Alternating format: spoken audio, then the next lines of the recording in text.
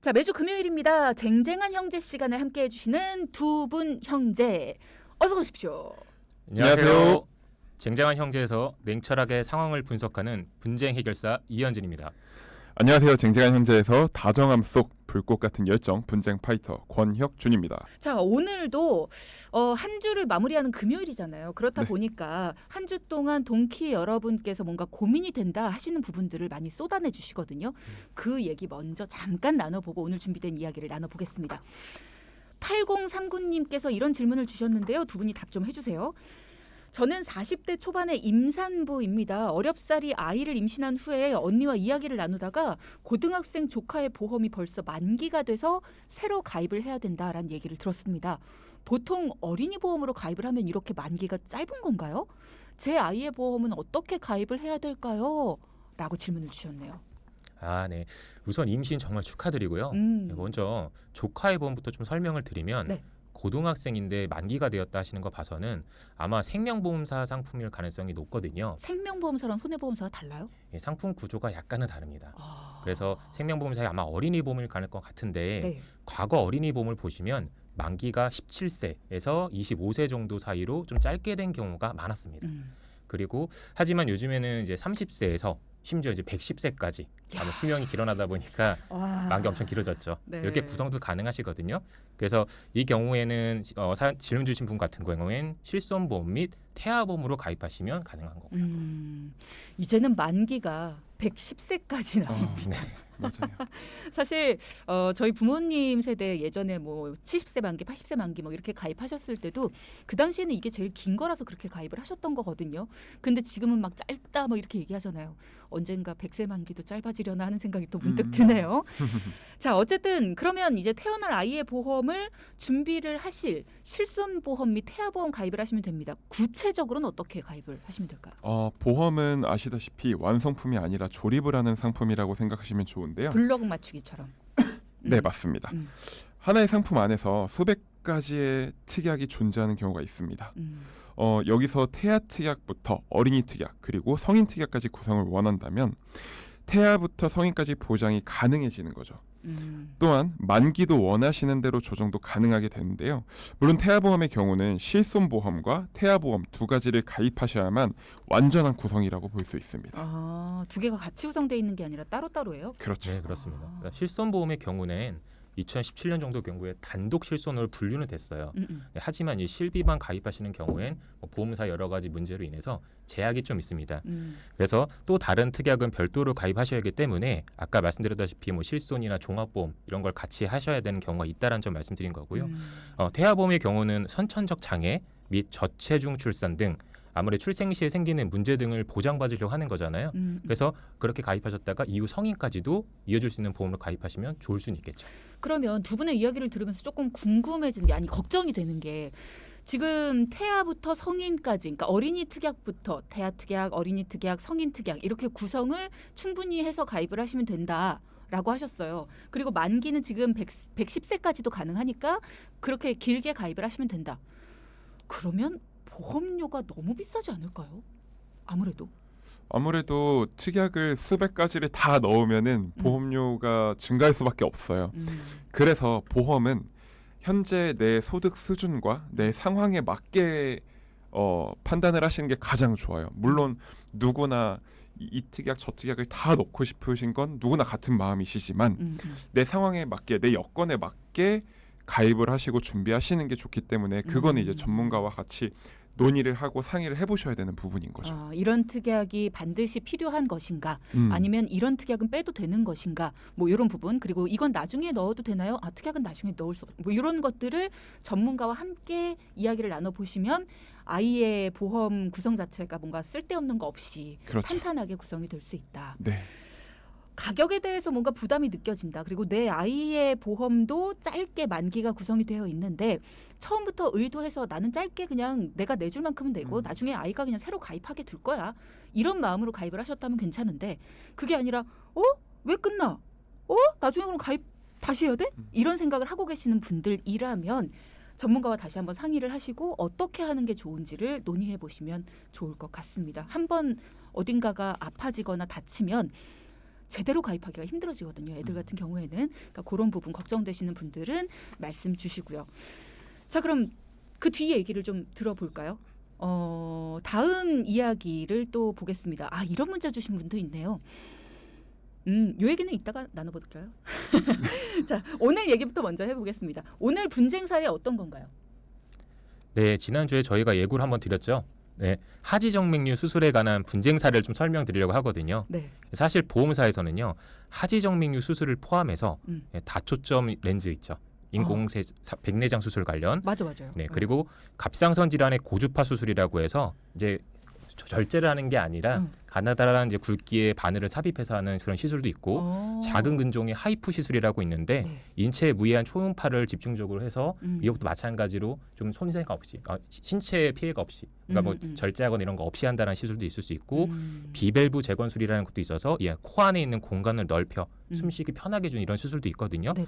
이런 등의 수술 등을 보험금 지급 사후의 조사 대상 질병으로 선정해서 집중적으로 좀 보험사들은 관리를 하고 있다는 겁니다. 아니 어쨌든 이게 내가 예뻐지고 싶어라고 해서 건드리는 게 아니라 어딘가 몸이 아프고 불편해서 받는 의료 질병에 대한 그런 수술인 건데 왜 이거를 보험금 지급 사유 조사 대상 질병으로 선정해서 집중 관리를 하고 있는 건가요? 네, 앞서 말씀드린 수술들은 모두 보험사에서는 과잉 진료의 대표적인 수술들로 볼 수 있기 때문에 보험 분쟁의 표적이 될 수 있습니다. 급여 치료, 즉 의료보험에서 혜택을 받을 수 있는 치료들은 전국 어느 병원이나 그 금액이 모두 일정합니다. 그런데 비급여 치료는 병원마다 모두 치료비가 다 달라요. 맞아요. 네, 앞서 말씀해 주신 백내장 수술, 하이프 수술, 비밸브 재건술, 하지정맥류 수술 등은 모두 의료기관별 치료 방법은 동일하지만 치료비가 모두 다릅니다. 흔히 부르는 게 값이라는 말이 나올 정도인데요. 그래서 병원에서도 환자에게 실손 의료보험이 있는지 물어보는 말도 안 되는 상황이 발생하는 거죠. 그렇구나. 그러니까 병원들 모두 똑같이 뭐 물론 선생님이 다르시니까 뭐 다 똑같지는 않겠지만 어쨌든 치료비 자체가 부르는 게 값이다 할 정도로 천차만별이기 때문에 보험사에서는 여기 100만 원짜리인데 300만 원 받은 거 아니야? 뭐 이런 식으로 주의 깊게 볼 수밖에 없다라는 거네요. 네, 맞습니다. 그래서 최근에는 하지정맥류 치료가 워낙 인기가 끌다 보니까 심지어 서울 중랑구의 모 병원에서는 원장님이 환자에게 약 400만 원 상당의 공짜 시술을 제안하고요. 630만 원 상당의 허위 영수증을 발급한 사례도 있었습니다. 이런 게 있으니까 자꾸 이렇게 조사가 들어오는 문제가 많은 거죠. 그래서 시술비는 병원이 갖고 남은 돈을 한 230만 원을 환자에게 현금으로 돌려주는 이런 보험 사기까지 발생하게 된 거죠. 그래서 원장, 환자 모두가 보험 사기 특별법과 의료법 위반 혐의로 검찰에 기소되어 재판까지 넘어간 상황입니다. 반성합니다. 순간적으로 230만 원? 반성합니다. 예. 근데 진짜 이런 경우는 없어져야 되는 게 이런 경우들이 정말 적어요. 진짜 어쩌다가 한 번씩 발생하는 건데 이런 사건들 때문에 정말 선량한 보험 소비자들이 피해를 보는 거잖아요. 네. 자, 그러면 오늘 이야기의 중심이 될 하지정맥류에 대한 이야기로 조금 가보겠습니다. 하지정맥류 수술을 받았을 때 피해를 보지 않고 보험금을 받으려면 이 하지정맥류는 정말 오래 방치해두면 큰일 나는 거잖아요. 네. 그러니까 당연히 수술을 받아야 되는 건데 이걸 수술비를 못 준다. 뭐 이렇게 되는 사태가 벌어질 수도 있다라고 하니까 굉장히 난감하거든요. 그런 문제 없이 보험금을 제대로 잘 받으려면 어떻게 해야 되는 건지 또 실손 혜택은 받을 수 있는 건지도 궁금하고요. 네, 일단 실손 혜택을 받으실 수 있습니다. 네, 아마 하지정맥류 많이들 아실 텐데요. 다리에 정맥이 늘어나서 돌출되어 보이는 질환입니다. 네. 혈액은 심장에서 동맥을 통해 우리 몸 곳곳에 공급되고 정맥을 통해 다시 심장으로 돌아와요. 그런데 이때 판막이 손상돼서 혈액에 역류가 발생합니다. 정맥이 늘어나 마치 혹처럼 꼬불꼬불 변하고요. 맞아요. 그래서 하지정맥류는 육안으로 보기에도 좋지 않아서 꼭 수술을 받으려는 분들이 정말 많아요. 네, 그래서 실손보험에서 2016년 1월부터 12월까지 아주 잠시 외모 개선 목적의 치료라고 보험사가 약관을 바꾼 적이 있었습니다. 그런데 2017년 1월 다시 하지정맥류는 질병 치료 목적이 아닌 외모 개선의 목적의 수술로는 보장 대상이 해당하지 않는다고 변경되었죠. 그래서 하지정맥류 수술은 심장외과 의사들의 진료 및 수술을 하게 되는데 네. 보험사가 하지정맥류는 단순히 외모 개선 목적으로 실손 처리를 하지 않는다고 하니까 의사분들께서 이거 이의를 제기하신 겁니다. 이거 질병이다. 그렇습니다. 그래서 실손 처리가 되지 않으면 환자들이 부담을 느끼고 수술을 꺼려할 수 있다고 주장하게 된 거죠.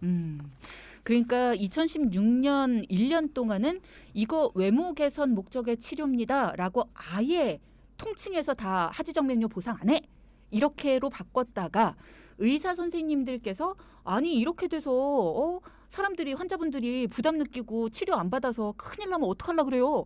이렇게 항의를 막 해서 결국은 만약에 그런 외모 개선 목적으로 받았다면 그분만 그럼 안 해드릴게요. 이렇게로 바꿨다는 얘기잖아요. 네. 야 의사 선생님들 큰 역할 하셨네요. 네. 맞아요. 이 하지정맥류 수술은 사실 급여 수술보다 비급여 수술이 훨씬 많아요.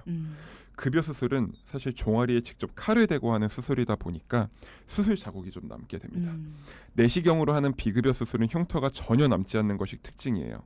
유명한 수술로는 베나시 치료와 클라리베인 치료가 있는데요. 네. 물론 이 치료를 받기 위해 다리 정맥류로 인한 증상 그리고 합병증 예방 목적이 있어야 합니다. 그리고 초음파 검사가 꼭 필요해요. 지금 제대로 실손보험 혜택을 받기 위한 방법을 말씀드리는 거예요. 네. 다시 한번 좀 집중해서 말씀드리면 정맥류로 인한 증상 그리고 합병증 예방 목적이 있어야 하고 초음파 검사가 꼭 필요합니다. 그리고 마지막으로 중요한 건 혈액 역류가 0.5초 이상 관찰돼야만 실손보험에서 보장을 받을 수 있어요.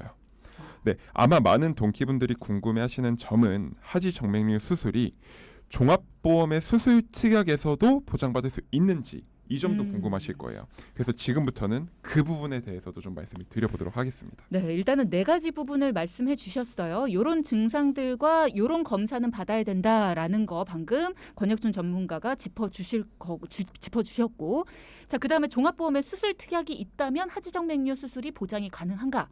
이 부분은 이제 현진 전문가께서 짚어주실 네. 텐데, 예. 말씀드릴게요.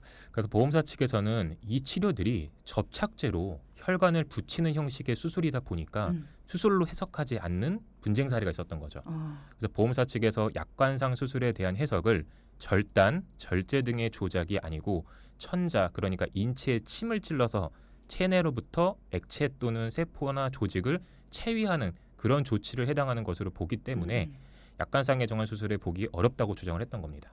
예, 그런데 실제 이제 확정된 판례에서는요, 네. 약관에서 말하는 수술의 정의를 그간 법원의 입장 등을 고려할 때 수술에 해당 여부는 절단, 절제 또는 천자만의 본질적, 결정적 요소라고 보아 형식적으로 이에 존부만 살펴 판단할 것이 아니라 문제되는 치료 행위의 실질적 내용을 살펴서요. 보건복지부 산하 신의료기술평가위원회로부터 안정성과 치료 효과를 인정받은 신의료기술에 해당하는 경우 이 사건의 수술의 정의에 포함되어야 할 것이다라고 결정되었어요. 그렇죠, 맞아요. 내용이 좀 어려운데 정리해서 쉽게 말씀드리면 신의료기술이 나왔을 경우에는 인체를 절제 절단하지 않아도 수술로 인정된다는 이야기입니다. 그렇죠. 네. 그러니까 이런 거예요. 보험사에서 수술로 인정하는 그 수술비를 받기 위해서는 그러면 우리가 신의료기술로 정말 흉터 없이 조그맣게 뭔가를 이렇게 수술을 받았어도 절단절제 해야 되니까 칼로 살짝 이걸 해야 된다는 얘기잖아요. 그냥 의사 선생님이 치료를 위해서 수술한 거다라고 인정하셨으면 수술인 거죠. 그렇죠. 그죠? 그렇게 해야 된다라는 이야기신 거고 그중에 신의료 기술에 해당하는 경우에는 반드시 그렇게 해라. 이렇게 판례를 내려주신 겁니다. 자, 이 판례를 이야기해 주시니까 더욱더 이해가 잘 되네요. 약관을 제대로 알고 있는 게 참 중요하구나. 또 판례가 이렇게 나오니까 좀 든든하구나라는 생각 다시 한번 들고요. 사실 약관은 우리가 다시 한번 읽어보거나 아니면 처음 받았을 때도 읽어봐야지라고 결심하는 것도 쉽지가 않거든요. 네. 해석도 힘들고요. 네, 맞습니다. 그리고 이 판결문에는 난치성 색소 질환인 이소성 몽고반점에 대한 레이저 치료에 대한 근거를 하고 있고요. T는 냉동 응고술, 갑상선 결절, 고주파 치료술이 같이 신의료 기술에 의한 치료법들은 모두 약관상 수술의 정의에 해당한다는 것을 판례의 근거로 삼았습니다. 그래서 이 점을 좀 기억해 주면 좋겠는데 동키 여러분들 수술의 정의가 꼭 인체를 절제해야만 보험금을 지급한다는 것 자체는 옛날 얘기니까 이거 알고 계시면 좋을 것 같고 네. 소비자분들의 손을 들어준 판사분들의 판결문을 보시면 아픈 사람들도 많지만 그만큼 아픈 사람들을 위해 최선을 다하고 애쓰는 사람들도 많다는 사실 꼭 기억해 주시면 좋겠습니다. 네. 자, 그러면 3부를 시작하면서 두 분 전문가님이 직접 만나서 상담해 주신 분의 이야기를 들어보는 시간입니다. 어떤 고민을 갖고 두 분을 찾아오셨을까요? 저희가 방송에 맞게 꽁트로 재밌게 꾸며봤습니다. 함께 들어주시죠.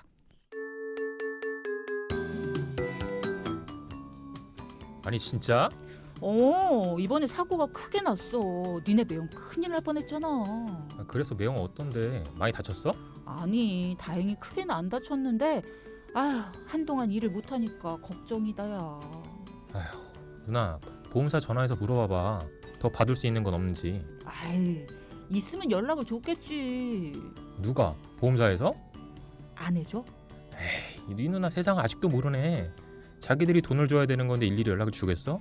안 그래? 어머머머머. 아니 그럼 내 돈은 누가 챙겨줘? 그건 누나가 꼼꼼히 챙겨야지. 여전하구만 이거. 그동안 대체 누가 한 거야? 여보, 현딘이가 핵공이 구박해. 자기가 아파서 안 그래도 형이 똑당한데 막 무지하고 그래. 여봉이가 혼내줘. 여전해. 두 분 왜 웃으시죠? 자, 오늘 사연 잠깐 정리를 해드리면요. 남편분이 교통사고로 병원 치료를 받고 계시는 분입니다. 남편분이 괜찮으신지도 일단 걱정이 되고요. 크게 다치진 않았다라고는 하시지만 당분간 업무를 더 보실 수 없는 그런 상황이시겠죠. 사고가 나셨기 때문에. 두 분이 크게 놀라서 경황이 없으실 것 같은데 일단은 상황이 어떤 건지 좀 자세하게 듣고 싶어요. 어떤 상황이신가요? 아무래도 사연자분께서 너무 놀란 상황이라 당시 상황 설명만 듣고 추후에 찾아뵀는데요. 다행히 남편분은 큰 부상은 아니셨고요. 다행이다. 다만 갈비뼈 골절로 인해서 거동이 많이 불편하신 상황이어서요. 큰일인데? 며칠 입원을 더 하시고 치료를 받으셔야 했는데 어. 아무래도 이번 기간 동안 업무를 보지 못하시니까 걱정이 많으셨어요. 그리고 기본적인 사고 처리는 보험사를 통해서 진행 중이었습니다. 네. 보통 살면서 한두 번쯤 교통사고 경험할 만큼 뭐 우리가 교통사고 흔한 거야 뭐 이렇게들 얘기를 하는데 사실요 막상 교통사고가 딱 나잖아요. 그럼 진짜 당황스럽고요. 어머 누구한테 연락해야 되지? 어머 어떻게 대처해야 되지? 이런 생각이 들거든요. 그래서 차에서 한참 안 내리고 가만히 앉아 있어요. 내리세요. 아줌마 내려요. 할 때까지 가만히 앉아 있어요. 네. 대처 방법을 좀 알려주시면 좋을 것 같아요. 네, 아무래도 교통사고를 당하시면 당황할 수밖에 없잖아요. 그렇죠. 그래서 가장 중요한 건 교통사고 장소가 어디냐에 따라 조금 다를 수 있겠죠. 그래서 우선 고속도로인데 이동이 가능한 상황이시면 바로 갓길로 좀 이동하시는 게 좋고요. 네. 현장이나 차량에 있지 마시고 안전한 장소로 좀 이동하셔서 빠르게 사고 접수를 하시는 게 좋습니다. 그리고 만일에 일반 도로였다면 안전을 확보하신 상태에서 보험사 접수를 하시고 사고 현장 사진을 많이 찍으시는데 그때 이제 접촉 부위만 많이 찍으시잖아요. 그렇게 하지 마시고 도로 전체적인 상황도 좀 보이고 아무래도 그리고 사고 차량의 타이어 방향을 좀 나오도록 이렇게 찍어두시는 게 많은 도움이 됩니다. 바퀴의 방향 요거는 좀 잊을 수 있었겠다. 이 부분 잘 알아두시고요. 그리고 2차 사고 많이 일어나요. 그 맞습니다. 사진 찍다가. 네. 예, 우리가 뭐 우리뿐만 아니라 많은 분들이 자 이게 전체적인 사진이 필요하니까 좀 뒤로 가서 찍으셔야 돼요라고 얘기를 하는데 보통 사진은 사고 난 그 현장 사진을 찍다 보니까 도로 한가운데서 찍으시잖아요. 자 이때요 그냥 나 사고 났으니까 피해 가겠지 하고 뒷걸음질 치면서 사진 찍지 마세요 여러분. 맞아요. 네, 진짜 맞습니다. 잘 보셔야 됩니다. 자 어쨌든 이제 대처 방법에 대해서 두 분이 정리를 좀 간단히 해주셨습니다. 사연자분들한테는 두 분이 도움 주셔야 될 부분들이 다른 방향인 것 같은데 어떻게 도움을 주셨는지도 정리를 해볼까요? 네, 사연자분의 경우 자동차 보험의 사고 처리를 하는 것 이외에 추가적으로 실손 보험으로도 청구를 도와드렸습니다. 네, 일반적으로 자동차 보험 또는 산재 보험에서 보상받는 의료비는 면책인 경우가 많다 보니 네. 자동차 보험으로만 접수하시는 경우가 많은데요. 실상 보험사는 접수가 들어와야 심사를 통해 청구를 해주기 때문에 아는 만큼 받는다는 말이 있는 거예요. 근데 진짜 네. 저는 이런 얘기 들으면 좀 화나는 게 알아서 청구를 좀 해주면 좋은데 돈은 안 들어오면은 하루도 안 늦게 전화가 와요. 아니 근데 청구할 거 왜 안 하셨어요? 이런 얘기는 잘 하시면서 왜 이런 시스템은 안 돼 있을까요? 요거 청구하셔야 됩니다. 요거 받으셔야 돼요. 이 내가 직접 청구를 하지 않으면 음. 보험사에서는 알 방법이 없어요. 왜요? 내가 사고가 났는지 안 났는지 예를 들어 네, 그렇구나. 그쵸 A 회사가 있고 B 회사가 있는데 그러네. A 회사에 이렇게 청구했는데 B 회사에서는 우리가 알아보니까 A 회사에 이렇게 청구를 했네. 그럼 우리도 보험금을 주자. 이런 회사는 사실은 없는 거죠. 해주면 안 돼요? 해주면 너무 좋겠지만 한번 건의를 해보겠습니다. 네. 자, 안 할 제가- 거면서. 제가 하면서. 다시 돌아와서 네. 자동차 사고에 대해서 네. 제가 아까 자동차 보험 외에 추가적으로 실손 보험도 보상 청구를 도와드렸다고 맞아. 말씀을 드렸어요. 네. 네, 이 내용 혹시 알고 계셨을까요? 근데 저는 자동차 사고는 자동차 보험에서만 청구가 가능한 줄 알았거든요. 몰랐던 얘기예요. 이게 가능해요? 네, 가능한 겁니다. 그래서 실손보험에 어느 정도 일정 부분을 청구가 가능하시기 때문에 네네. 상세한 설명을 조금 더 드리면 2009년 8월 이전 보험인 구실손이라고 하죠. 1세대 실손에서 상해 의료비 특약 약관을 보시면 자동차 사고, 산재 사고로 발생한 의료비 총액의 50%를 보장해 준다고 표기되어 있습니다. 와. 근데 하지만 이게 1세대 실손분들만 혜택을 보신다면 좀 아쉽겠죠.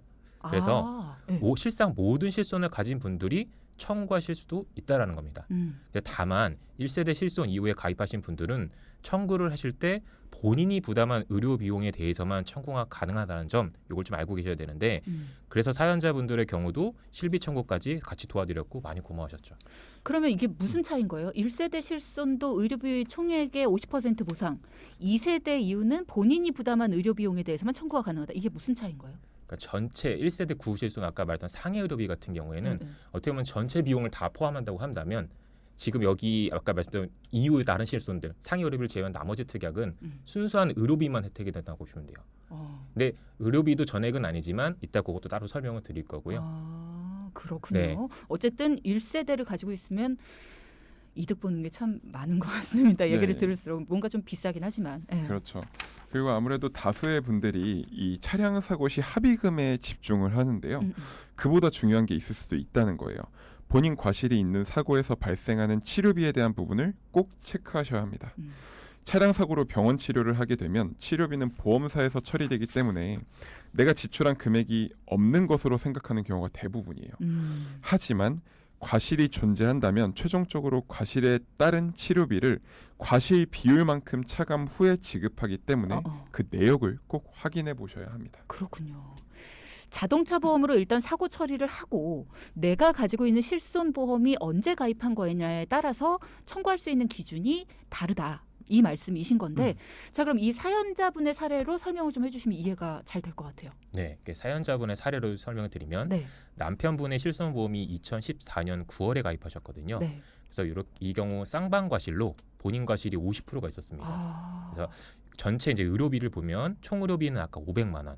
그리고 이제 일을 못 하셨을 테니까 휴업 손해 상실 수익액은 1,000만 원, 위자료 200만 원. 그래서 총 다 합치면 이게 1,700만 원이 되거든요. 근데 하지만 아까 말씀드렸던 과실 비율이 있다고 했기 때문에 아까 그 전체 비용 1,700의 50% 반인 850만 원이 지급된 거죠. 의료비뿐만 아니라 휴업 손해 상실 수익액, 뭐 위자료 이런 것까지 다 합쳐서 50%? 그렇죠. 그러니까 이건 자동차 보험에 지금 말씀을 드린 거거든요. 네네. 근데 아까 말씀드렸다시피 전체 비용이 아니라 전체 의료비 중 아까 의료비라고 말씀드렸잖아요. 이 의료비가 500만 원이었기 때문에 500만 원인 50% 상계해서 250만 원이 미지급된 거죠. 이분 같은 경우. 그러면 실제 본인 비용이 들어간 건 아닌데 이 부분도 받을 걸 못 받으신 거잖아요. 과실 그렇죠. 비율 때문에. 네. 이런 부분에 있어서 이 상계된 의료비 금액을 실손보험으로 청구할 수가 있게 되는 거죠. 그래 따라서 사연자분의 250만 원이었는데 아까 말씀드린 실손을 가입한 기간에 따라 또 차이가 있다고 말씀드렸는데 이분의 실손 2014년도 실손은 40%를 청구가 가능해서 250의 40%인 100만 원을 청구받게 된 거죠. 그렇군요. 네, 추가적으로 설명을 드리면 네. 가입 시기별 자동차 산재 사고 본인 부담 의료비 보상 기준이 좀 다른데요. 네. 2009년 8월 이전인 1세대 실손 가입자분들 중 상해 의료비 특약은 전체 의료비의 50% 보상 가능하고요. 2016년 1월 이전 그 외는 40%, 2016년 1월 이후에는 70에서 80%까지 가능합니다. 자세한 사항은 본인 이제 가입 약관을 꼭 참조하시면 좋을 것 같습니다. 이 시간을 제가 하고 나면 왜 그런 거 있잖아요. 우리가 허리 디스크에 대한 이야기를 하고 나면 자세 교정이 하루 동안 되는 것처럼 이 시간에 쟁쟁한 형제 두 분을 만나고 나면 아, 약관 꼭 읽어봐야지 집에 가서. 집에 가는 동안 아, 다음에 읽자. 아우, 약관책 보는 순간 어이구, 다음에 읽자. 이런 생각이 들거든요. 너무 두껍고요. 너무 어렵고요. 펴는 순간부터 아, 무슨 말이야. 이런 생각이 많이 들어요. 그래서 나한테 필요한 것들만 뽑아서 설명해 줄 사람 없나? 왜 쪽집게 과외처럼. 그런 게 필요하시다면 이 시간을 놓치지 말고 함께 해주시면 되겠습니다. 자, 방금 해주신 이야기를 좀 정리해보면 결국은 사고로 인한 모든 비용에 대한 이야기는 자동차 보험으로 우리가 알고 있듯이 처리가 가능한데 여기서 발생한 의료비에 대한 부분, 이 의료비 중 일부는 내 실손보험으로 청구를 하실 수 있다라는 얘기고요. 1세대든 2세대든 3세대든 4세대든 어쨌든 실손을 가지고 있다면 가입한 시기에 따라 비율은 다를 수 있지만 어쨌든 청구는 가능하다. 자, 이런 거 일일이 확인하기 어렵죠. 내가 자동차 사고 났는데 나 자동차 보험으로만 해결했는데 이거 그럼 나 어떻게 지금이라도 청구해? 가능합니다. 돈키호테 전문가들에게 어떻게 청구하면 되는지 뭐가 필요한지 도움 요청 주시기 바랍니다. 네, 그리고 추가로 더 말씀을 드리면 차량 사고로 인한 비용 청구는 모든 사고 시 반영하는 게 어려울 수 있어요. 치료비가 소액이라면 사실 큰 문제는 아닐 수 있지만 네. 혹시나 부상 정도가 심하신 경우 후유장애 부분까지도 고려해서 비용 처리를 할 수 있어요. 참고하시면 좋을 것 같고요. 네. 또 개인 보험으로도 청구가 가능한 특약들이 더 존재할 수도 있습니다. 그렇죠. 네. 오늘의 포인트도 짚어볼게요. 첫째, 하지정맥류 수술은 실손보험 혜택을 받을 수 있습니다. 진단을 받아야 하고 초음파 검사를 시행해서 역류가 확인돼야 한다는 점 꼭 기억해 주시면 좋겠습니다. 네. 둘째, 보험 사고 발생 시 본인 보험의 특약을 꼭 확인해 보세요. 나도 모르는 보험금이 새고 있을 수 있습니다. 가능하면 보험 접수 전 요청을 하시면 더 큰 도움을 받으실 수 있습니다. 네. 자, 쟁쟁한 형제 이현진, 권혁준 전문가 두 분과 함께했고요. 방송 중에 상담해드리는 내용은 청취자 여러분의 올바른 투자 판단을 위해 참고로 드리는 말씀입니다. 금융상품 가입이나 해지 같은 판단은 스스로의 책임으로 결정하셔야 한다는 점 꼭 기억하시기 바랍니다.